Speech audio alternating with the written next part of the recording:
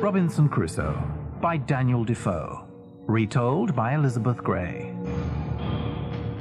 An Express Publishing graded reader at level 2.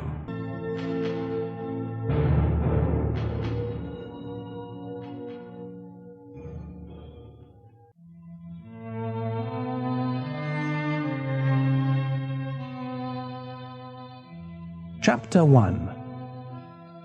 I Leave Home.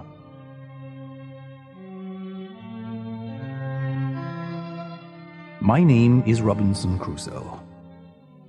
A lot of people know my name, but they only know about some of my adventures. They do not know my life story, and that is why I am writing it now.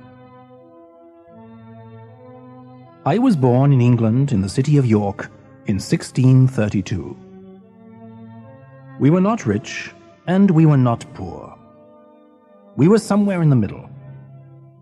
No one in my family sailed or liked the sea, but I was only interested in sailing. My father did not like the idea. "Father, I want to go to sea. I want to see the world and live a life of adventure." "It's better to stay here where there are no dangers." "But everything is dangerous. I can get hurt here, too." "Son, the men who go to sea have hard lives. They think it's going to be an adventure, and it becomes something worse. If you go to sea, you will be unhappy." I did not want my father to be angry. My mother understood, so I talked to her about my ideas. "Mother, I'm 18 years old. If I don't like my life at sea, I can come back. I don't understand why Father doesn't want me to go." "Your father believes you will be happy here. He can help you find a job. You can make money." "I can make money at sea? I don't understand his ideas. I might become rich and famous, but I won't if I stay here and do the same things everyone else is doing. Mother, can you talk to Father? Can you make him understand?" My mother talked to my father, but he only became more angry. "Robinson, I told you, if you leave this house and become a sailor, you will be the most unhappy person on earth. I will not help you, and you cannot live on your own." "Your father's right, dear." "He's not. I'll do what I want and you will see. I'll be rich. I'll see the world." I went to sea and left my parents. I remembered my father's words, and some of the things he said began to come true.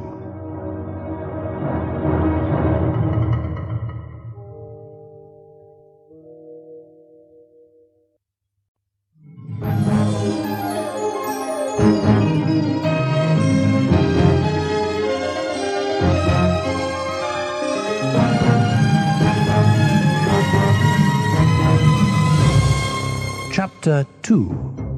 The Storm.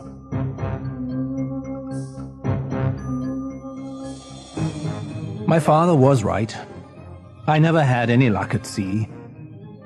The first ship I sailed on sank in a storm. Pirates attacked the next one, and I became a slave.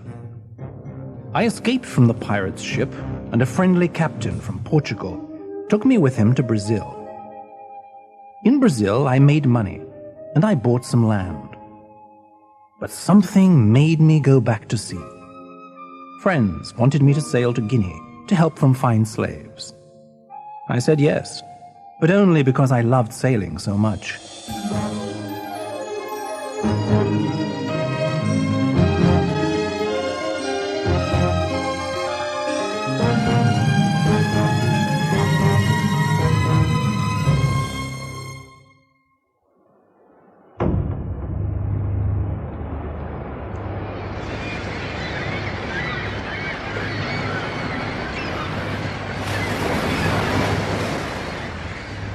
The day we left Brazil was a beautiful, sunny day.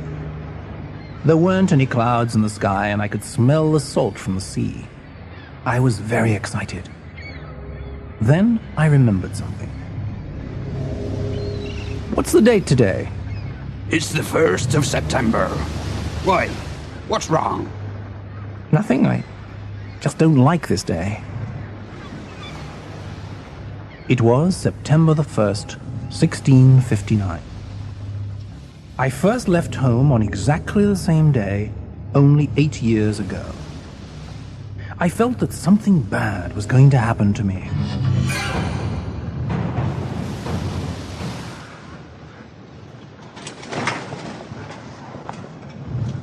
For many days, the weather was perfect.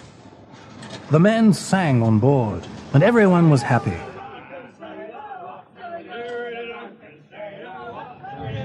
Most of the men asked me about slaves. How can you buy a slave? You give coins, sugar, rum, generally small things to the leader of his tribe. And the slave leaves with you? He has to. What about you, Crusoe? They say you have bad luck at sea. Why did you leave Brazil? Maybe you'll die in a storm. I didn't like this man. He only had one eye and very few teeth. But I answered him. I thought of that. My friends in Brazil can take care of my land.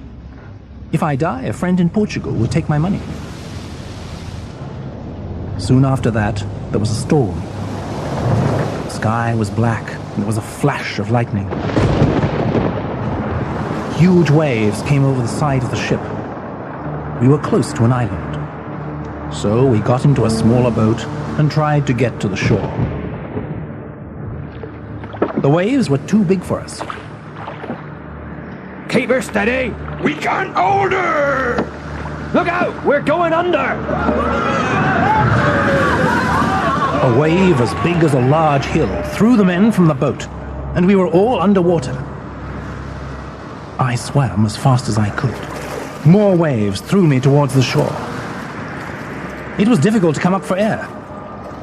Finally, I felt a rock under my feet. I held onto that tightly. When I got to the beach, I saw that I was all alone. There was no one else left on the sea.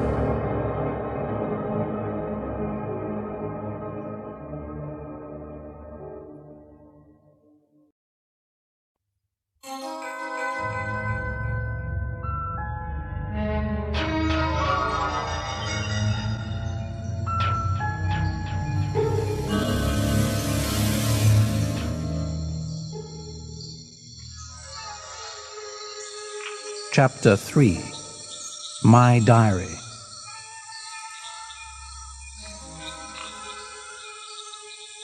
My first night on the island, I climbed a tree because I was afraid of wild animals. All I had was a knife, a pipe, and some tobacco. I didn't sleep. I smoked my pipe and listened to the sound of strange birds screaming and things moving through the trees.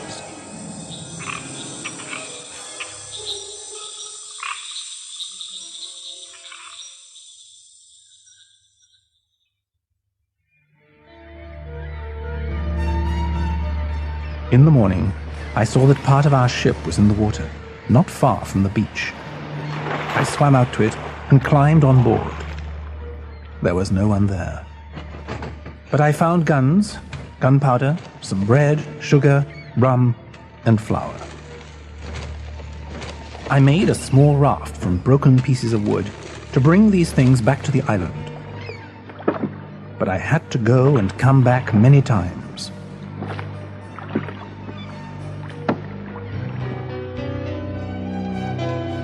I made a tent from one of the ship's sails, and I hid the food and gunpowder in a small cave. I walked to the highest part of the island and looked around. The island was quite large, but there were no people on it. I looked out to sea, and there were no boats.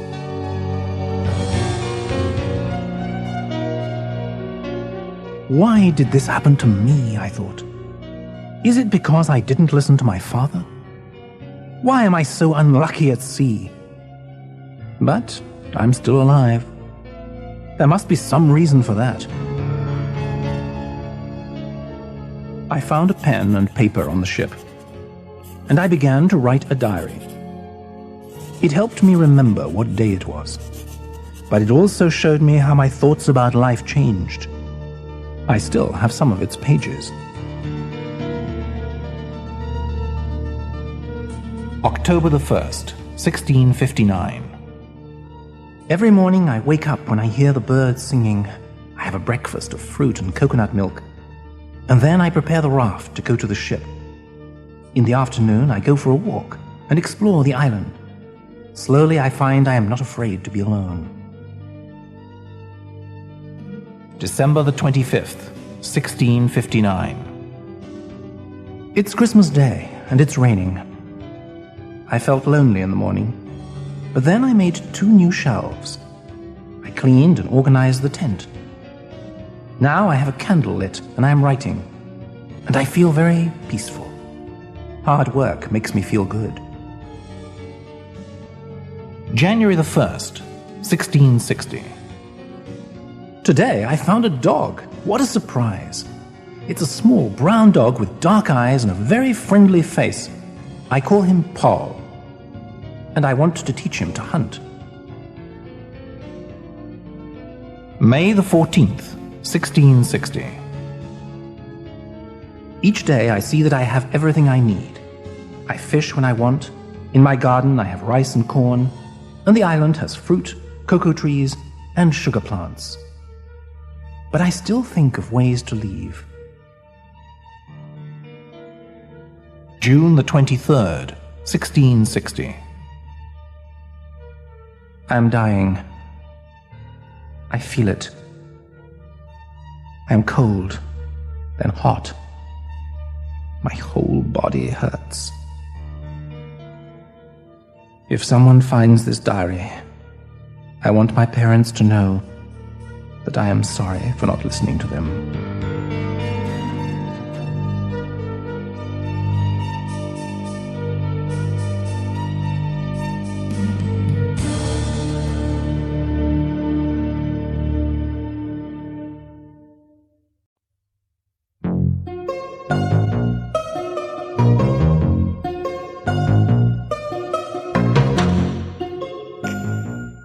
Chapter 4. A New Friend.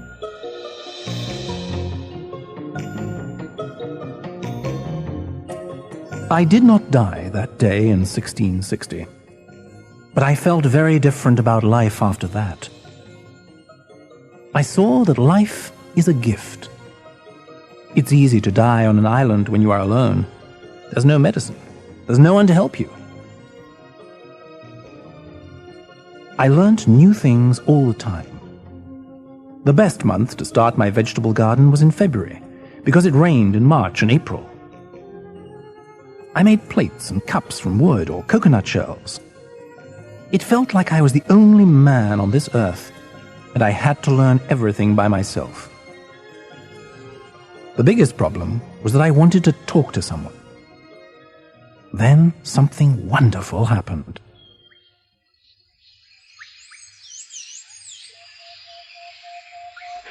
Paul and I went for a walk one day through the forest. I heard a bird flying around my head, and I saw that it was a parrot. A small, green parrot with yellow feathers on top of its head.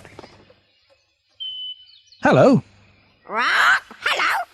It talks. It talks, Paul. It talks. It talks. It talks. That little bird made me laugh, and I was so happy to have a new friend.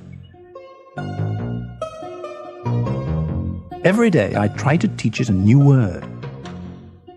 After several years, we could almost have a dialogue.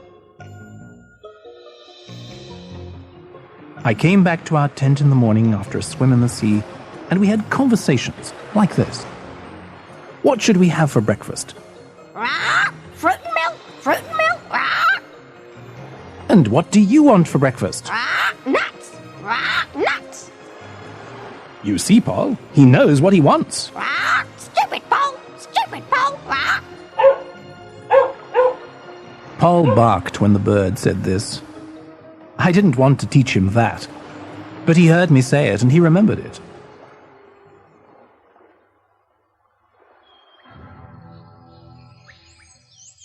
I talked to Paul and the parrot like they were people. It made me feel very good, but there was still something missing. I still wanted to see another person. I made a small boat from a tree. But the sea was too dangerous, so I stayed close to the island.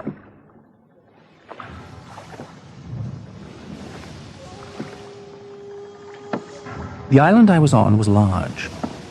I found many new beaches and many new kinds of fruits with the boat. And that's when I saw the footprints. Someone else was on the island. But I did not know if they were friendly or not.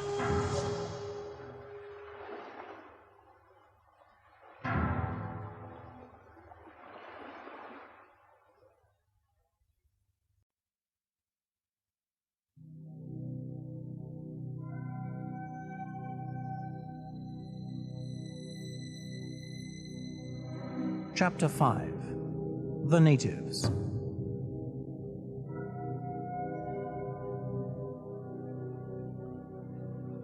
After I saw the footprints, I stayed close to my tent. I thought natives might be on the island. When I went out, I took Paul and the gun with me. I didn't see anyone else on the island for a long time.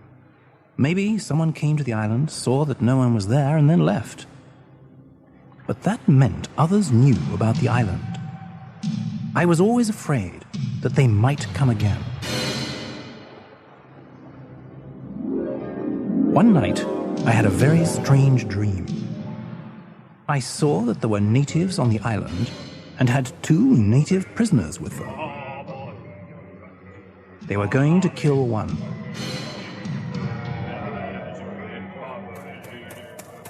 He escaped and found me. He was very friendly. I can help you leave the island, he said. When I woke up, I felt both afraid and happy. I was afraid of the natives, but the one in my dream was so kind, I felt he was a friend.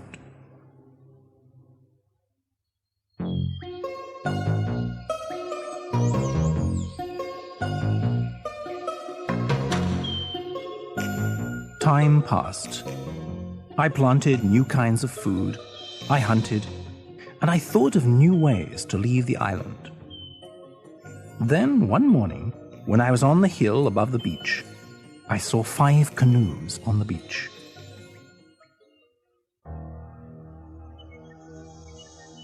Near them, I saw about 30 natives sitting around a fire. One of the natives was a prisoner. The others wanted to kill him. Suddenly, the prisoner started to run. He ran into the forest, and 10 or 12 others took their spears and went after him. I climbed down the hill to go back to my tent, but I stopped in the forest when I heard their voices. They spoke in a strange language. I realized they were close to my tent, so I ran ahead to stop them. I knew the island very well, so I knew where to hide. They tried to swim across the small river at the bottom of my hill. The prisoner got out of the water first. He ran towards where I was hiding behind a tree. There were only 2 other natives following him now. When they got out of the water, I came out from behind the tree and fired 2 shots and killed them both. The prisoner stopped running. I think he was more surprised to see me than to hear the sound of my gun. He fell to his knees, tired. "It's all right. I'm not going to kill you." The prisoner did not understand me. He crawled along the ground and kissed my foot. I think he thought I was the king of this island. I tried to make him understand me by using my hands. "It's okay. I am a friend. Come, I'll give you food. Come, come." And that's how I started one of the best friendships of my life.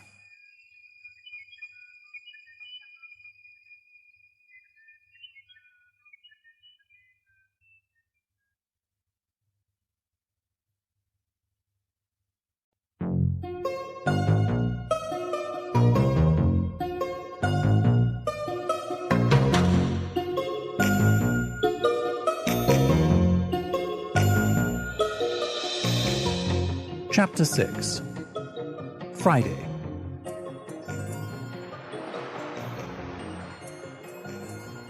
I took the native prisoner to my tent. He was very hungry, and I gave him bread, water, and raisins.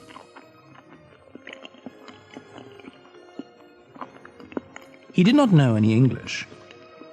I did not know what his name was, so I gave him one myself. I will call you Friday. Today is Friday, and that is the day I saved your life. You are Friday. Friday looked at me as if I was saying something strange. It's all right. I will teach you my language. And so I taught Friday English, and he was a very good student. Friday, what is this? That's a gun.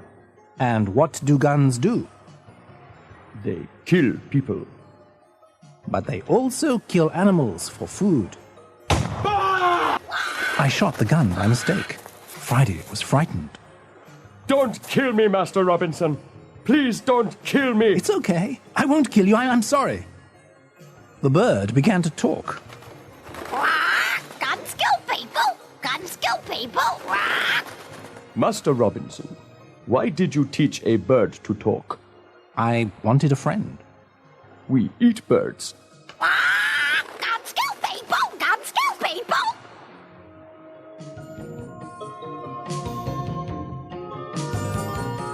Life with Friday and Paul and the bird became very funny. Friday knew a lot about the sea and the islands near ours. He said it was possible to leave the island, and we began to build a boat. Then I thought about the natives on those islands. Will they try to kill me?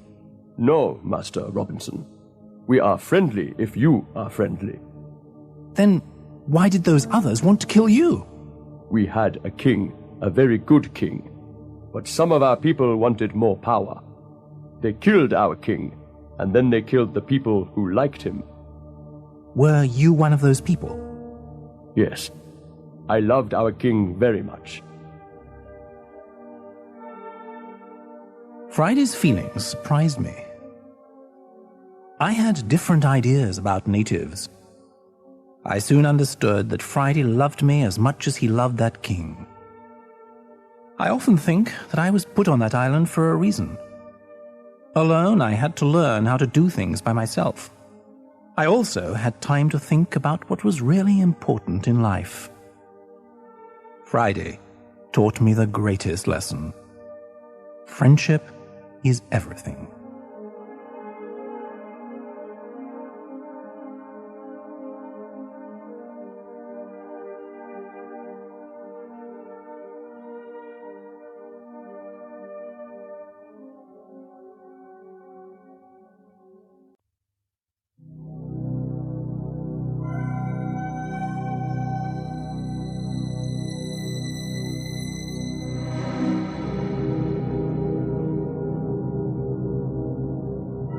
Chapter 7. More prisoners.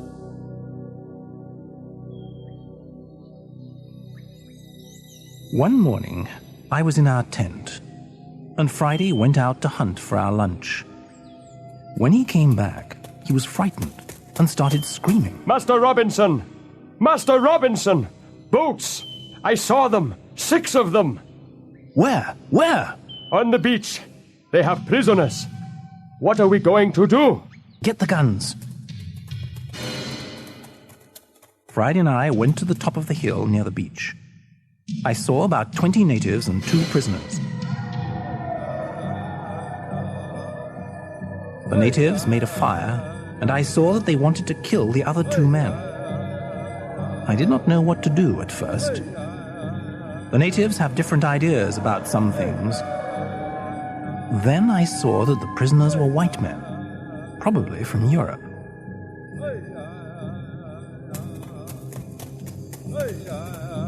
Friday and I climbed down and hid in the forest near the natives' fire. They killed 1 man, but before they killed the second, We ran out and fired our guns. We screamed to frighten them, and they began to run for their boats.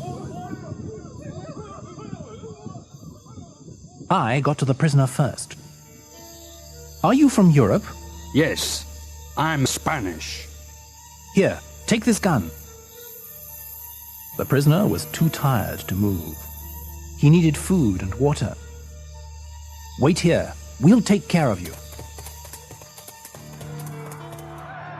Friday and I killed many of the natives on the beach, but some escaped in their boats. Let's follow them, Master Robinson. They will come back with others and kill us.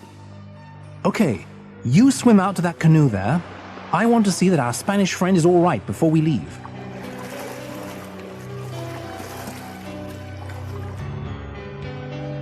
The Spanish prisoner was very weak, but he understood me.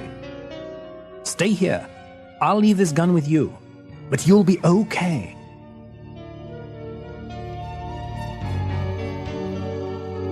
Clouds came and a storm was near. I swam out to the canoe and saw Friday crying. There was another prisoner tied up in the canoe. He was a native, and he looked at Friday with large eyes. Friday, what's the matter? Why are you crying? Oh, Master Robinson, this is my father.